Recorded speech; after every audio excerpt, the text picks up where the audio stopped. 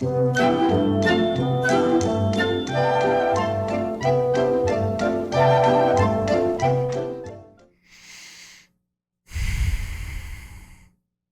a messy subject. Google defines art as the expression or application of human creative skill and imagination. Beauty, emotional philosophy now.org defines art as something There's no strict definition of what art is or isn't. In fact, defining art can be so complicated that in my mind there is only one truly definitive thing you can say about it. The goal of all art is to try to convey a feeling. Trying to pinpoint exactly what a piece of art is trying to say, what it's trying to get at, what you should take from it, what you should feel, is next to impossible. You're never going to get that one true meaning that you have been looking for all of your life that fits every single piece together. Getting it is a really bad way to go about analyzing and interpreting art. I feel pity for anyone who tries to go about telling someone exactly how you should be interpreting art. When do you know you've gotten it? Or at least somewhere close to it. This is the idea that fellow YouTuber PhilosophyTube tries to tackle in her video, Is Art Meaningless? A video that I think gets close to looking at how we should be interpreting art, or at least ways to do it and ways to not do it. But ultimately, the final product comes out so wishy-washy and in certain parts hypocritical that it just stands as a really unnuanced and backwards way to go about looking at this subject. So let's not waste any further time and dive right into it.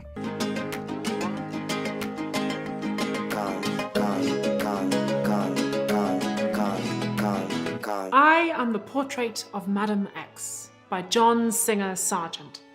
I was first exhibited in 1884, and I caused quite a stir in Paris because although my artist intended for me to be a study in light and shade, audiences and critics thought I was trying to be sexually provocative. So which is it? What does the artwork mean?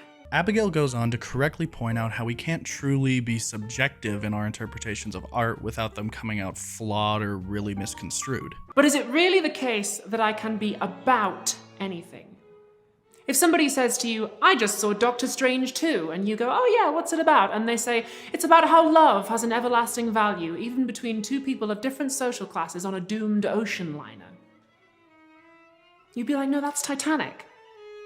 It definitely seems like you can look at a work of art, think you know what it's about, and be wrong, which means the meaning, at least, is not subjective. However, she goes way too far into the other side, where she only looks at how we can objectively look at art, or if that's even possible. So, assuming artworks do have objective meaning, how do we find out what the meaning is? If I don't get it, how do I get it? When I think the proper framing of this conversation is a melding between the two. You need objectivity and you need subjectivity if you want to have this kind of conversation. The two require a balance in artistic criticism and discussion. I'm over here stroking my... I can tell you that when I went and watched Taxi Driver, it was all about Donald Trump becoming president in the modern day. And you can say, really? Is that true? And I can say, yes, it is. That is what it's about. And you would say, well, how do you know that? And if my response is simply, well, that's just my interpretation, you can rightly call me a fucking idiot. And if you are someone who thinks that is a valid interpretation of the movie Taxi Driver, your next question is going to be, I believe that, but how do I go about demonstrating that? Right there. You use the key word. Demonstrate it. You use evidence from the text, the movie, the art piece, the book, whatever the hell it is. You use evidence from the piece of media to give an argument in favor of your interpretation. Then someone else can counter it with evidence for their argument, for their interpretation of that text. That's the only real way objectivity can exist in art. You have a subjective interpretation that you use to justify with objective evidence. A point that I feel is so integral and so crucial to having these kind of conversations. It blows my mind that Abigail doesn't think to point this out in her video revolving around the subject. Some philosophers have said that the meaning of an artwork is part of it, albeit not a part that you can see with your eyes. Take, for instance, Fountain, one of the most famous works of art ever. To the eyes, Fountain is identical to other urinals that are not art. So the argument goes, what makes it different is its meaning.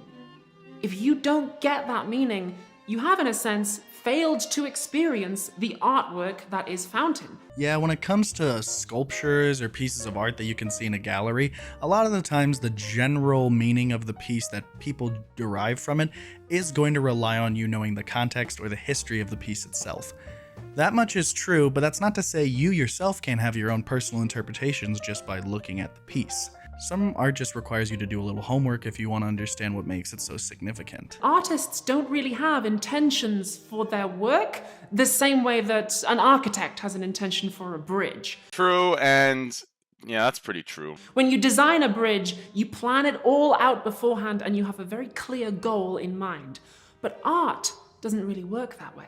That's true, and yeah, that's true. That's true. That's true. That's pretty true. Every brushstroke you add to a canvas, every line to a script, every note to a score changes the relationships between everything else and changes the whole.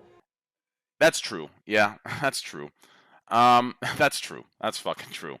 As you work, your intention develops. There isn't really one intention, there's an infinite sequence of them. So if we try to reconstruct my original intention to decide what the play is about, how is that going to work?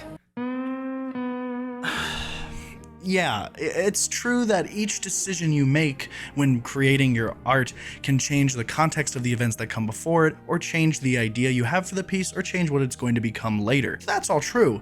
But once you've finalized what it is, it doesn't become a collection of individual intentions that make up a whole. That's not how art works. I mean, you point this out yourself when you talk about your play. In the beginning, you meant for it to be one thing, but then by the end, it became another. That's how making art works. Okay, if I just watched your play, Abigail, and I want to understand what that play means, what's the meaning that most people are going to get out of it, what does it even mean to me? If I want to figure that out, I'm not going to sit there and consider what intention you had at every part of the process with every part of every scene.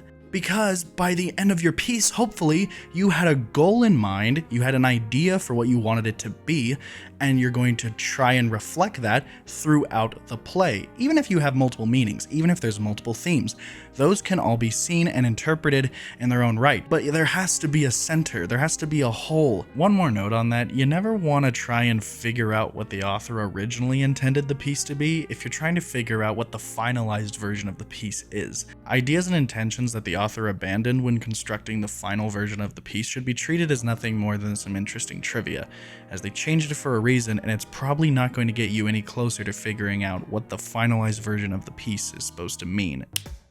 And my suggestion is, don't focus too much on the intellectual stuff, or you might miss out on what the art really has to offer. The philosopher Susan Sontag says we should stop trying to interpret art.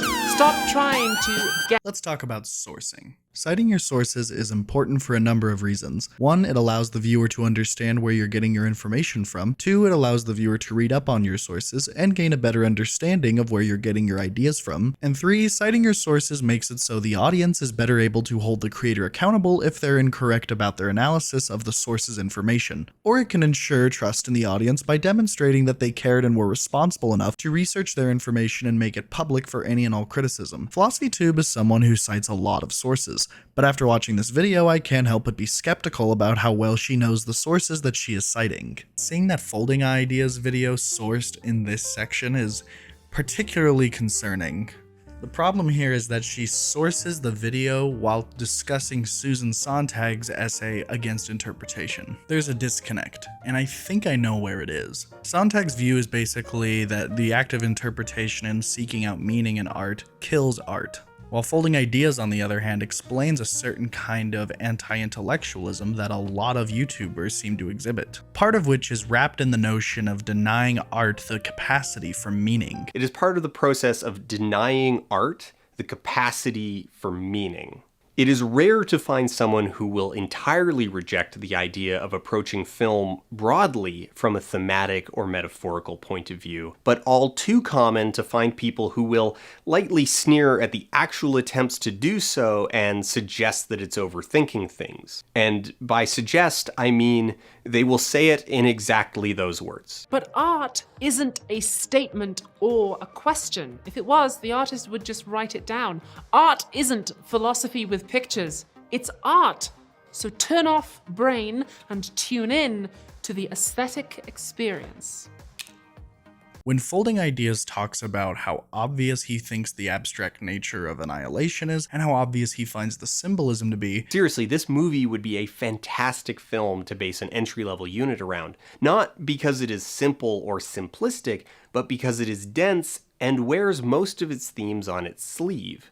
It is, in a word, blunt. I wonder if Abigail takes that to mean that she thinks he would agree with her when she says that people should stop trying to get art and to just experience it. If only people stopped trying to understand annihilation, then they could have gotten it, right? If they weren't so focused on trying to get it, then they could have just experienced it and gotten it that way, right? No. So given this, I don't know why you would think that Susan Sontag's view on interpretation and art is in any way compatible with Folding Ideas' video. Throughout the entirety of his video, he is arguing about how people should have stopped looking at the literal and should have actively engaged in seeking meaning with the abstract meaning and nature of the film Annihilation, which directly goes against everything that Sontag was advocating for in her essay. Interpretation is the revenge of the intellect upon art. Even more, it is the revenge of the intellect upon the world. To interpret is to impoverish, to deplete the world, in order to set up a shadow world of meanings. Real art has the capacity to make us nervous.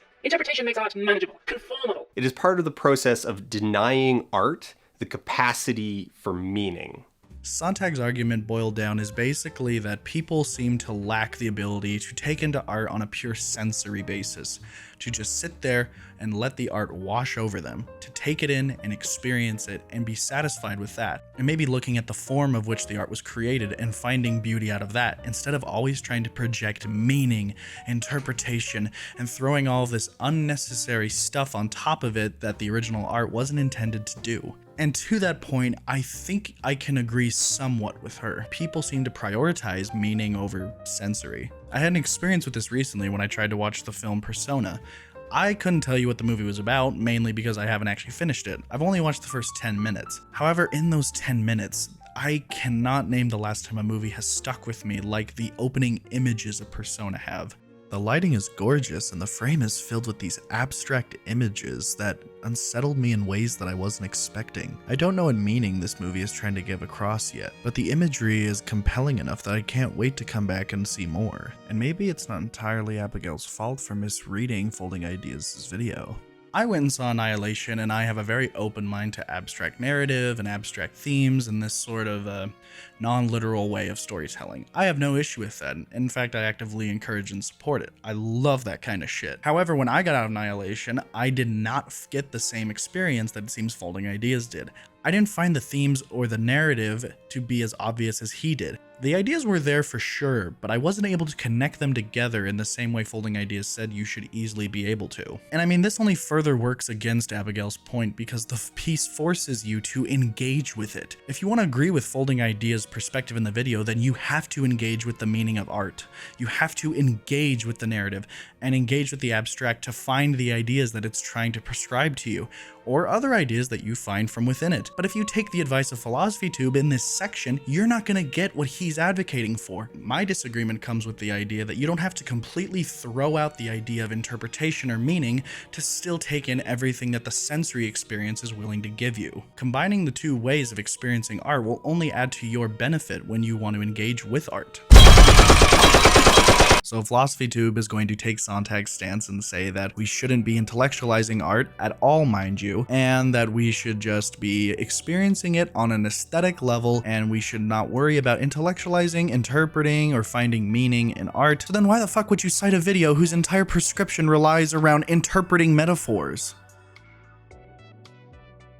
I mean, it kind of goes against everything that you yourself and Sontag, the philosopher you cite, are advocating for. Kind of weird, right? But art isn't a statement or a question. If it was, the artist would just write it down. It wouldn't matter if the original author had written down the meaning of the text because we still have the text that we as an audience can interpret for ourselves. If you look at a lot of paintings by Beksinski with no context, it's very easy to see the desolate environment and ample amounts of death and war imagery. An easy interpretation again that is only aided when you learn about his life growing up in Poland during World War II. However, Beksinski claimed that he did not have any interpretations of his work and he didn't like them to be interpreted to begin with. And yet, it is next to impossible not to see the echoes of his life all over his artwork. Clearly, this demonstrates that we're able to interpret art for ourselves no matter what the artist tells us. Whether you agree or disagree with these interpretations, you can't deny that they exist. But my biggest issue with all of this is that she words all of this very strongly, as you can see if you've watched the video yourself or just watched the clips that I've provided. She seems to hold this stance very strongly until you get to the end of the video. As for me and Rothko, I can try to put together all the different ideas that we've looked at today. I can bear in mind what Susan Sontag said about not intellectualizing things too much.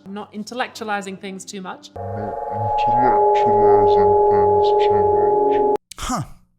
So, is it better for us to turn off our brains and embrace the aesthetic experience? Or is it better to keep in mind the idea that we don't intellectualize art too much? You can say I'm being pedantic if you want, but in all reality, these are two very different statements. Saying there is room for interpretation and then saying there's absolutely no room for interpretation at all and never delineating between the two is a major problem when you are trying to make a video where you discuss how people should be going about interpreting art or if they should be interpreting it at all. If you don't think they should be seeking out meaning, make that clear as I thought you did. If you can't make up your mind, why the hell do you expect other people to do it through your video? That if you are writing a play, creating a work of art for the stage, forget about politics, forget about interpretations and meaning and getting it and all of that. Is it entertaining? Do the audience want to know what happens next? If you're sitting in front of a work of art and you're trying to get it, then you're a fool. The play, the story, that's the thing that we're here for. I'd be an idiot not to acknowledge this. Of course, the strength of your story and quality of your characters should take precedence when you craft media, and all of which should be considered over any political statement that could be made from it. If you want a good example of this, then just look at the recent controversy surrounding the Little Mermaid adaptation, with some calling the film's choice of a black actress into question and addressing this over the trailer's more substantive issues. Was she casted because Disney is trying to pander? Maybe, but I hardly find it to be relevant to the quality of the film when the film has much more pressing issues working against it. A movie's priorities need to be focused on the craft and less on its political interpretations. However, part of the craft, in my opinion, is the themes, something that Abigail lumps in with the political statements of a piece of media. Because at the end of the day, sending out a positive social or political message is important and can be intertwined with the themes of a story, but they are not dependent on one another. Meaning, in my mind, is essential to art. When done right, art is a universal means of communication, one that can be used to shine a lens on someone else's experience, giving you an inside look into how they see the world that no amount of conversation would be able to convey. Art communicates the emotions of someone else's ideas or experiences. This is why people constantly talk about a book that changed their life, a song that got them through a deep depression, or a movie that opened their eyes to new perspectives. Art is a powerful tool for expression and communication. Taking that away and placing it in the same realm as the much more rigid lens of political leanings is not just reductive, but just plain sad.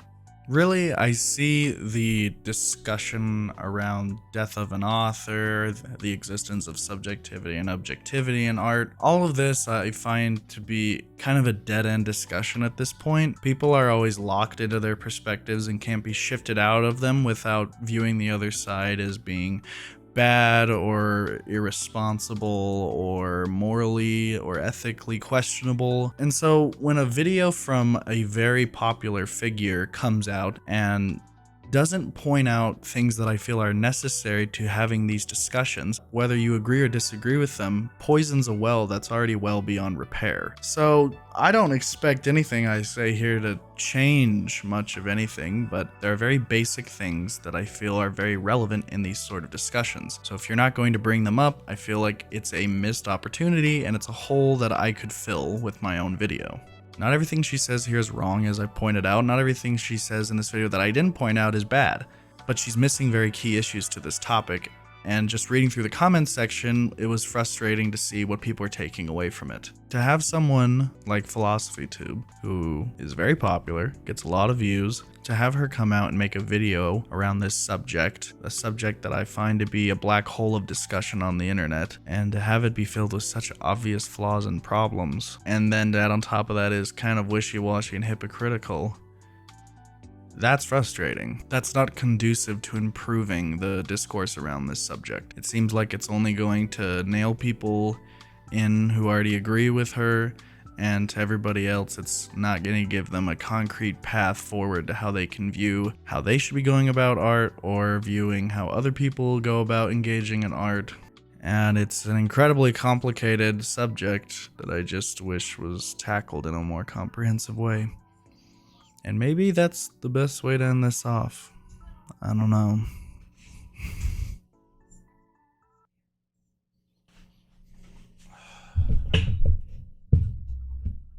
Whoa, hey. Before you leave, please go and check out this sick-ass JoJo merch. If you've ever looked at any of my descriptions, then you've definitely seen her socials before. Megs was a huge help in getting my channel started up. She's a great friend of mine, so go show her some love and buy some of this fucking merch. I mean, even if you don't watch JoJo, like, come on, are you looking at this stuff? It's just stunning. Hell, I've barely watched the show and I still own a couple pins. And so if I can, so can you. Till next time.